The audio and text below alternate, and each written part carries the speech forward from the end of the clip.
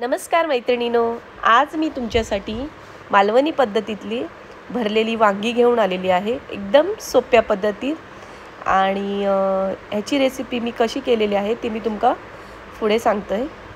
तर मी आधी बाजारात गेले तर थंय माका वांगी दिसले गावठी, तर मी छोटे छोटे वांगे घेतले आणि ते काडाळावर मध्ये चिरा मारून घेतले।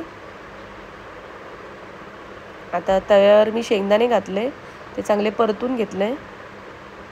त्याच तव्यावर मी अर्धा चमचा तेल घालून त्याच्यामध्ये उभं चिरलेलो कांदो तोही परतून घेते।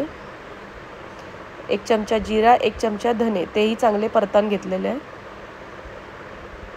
त्याच्यानंतर ओलो खोबरं घातलंय अर्धी कवड, जर तुमच्याकडे गुडगुडो असलो तरी चालतलो, म्हणजे गुडगुडो म्हणजे सुकं खोबरं।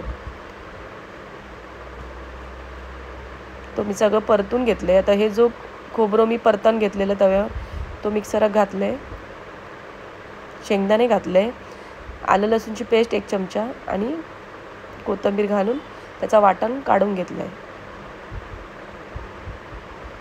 आता त्याच मिक्सरच्या भांड्यात एक टोमॅटो घातले, त्याची पेस्ट काढून घेतले। आता हो वाटण घेऊन त्याच्यामध्ये 1 चमचा हळद, मीठ, 2 चमचे मालवणी मसालो, अर्धा चमचा गरम मसालो हे सगळं घालून वाटण सगळं मिक्स करून घ्या।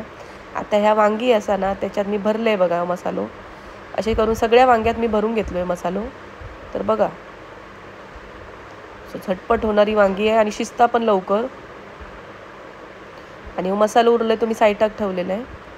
आता एका कढईमध्ये मी 2 चमचे तेल घातले, त्याच्यामध्ये 1 चमचा जिरं घातले, कढीपत्ता घातले, तो जरा तडतडलो की त्याच्यामध्ये कोथिंबीर घातले बारीक चिरलेली, आणि एक बारीक चिरलेलो कांदो घातलो। चांगलं परतून घ्यायचो। परतून झाल्यानंतर त्यात टोमॅटोची पेस्ट घाला, ती चांगली परतून घ्या। आता 1 चमचा काश्मीरी मिरची पावडर आणि मीठ घातले, मालवणी घातलं तरी चालता, पण ते कलर येण्यासाठी म्हणून मी काश्मीरी मिरची पावडर घातलं। आता वाटण घालून व्यवस्थित परतून घ्या, तो उरलेलं वाटण होता ना तो परतून घ्या। आता ती वांगी जी भरलेली ती घाला, ते 5 मिनिटं चांगले तुम्ही कढईत त्या चांगल्या परतवून घ्या।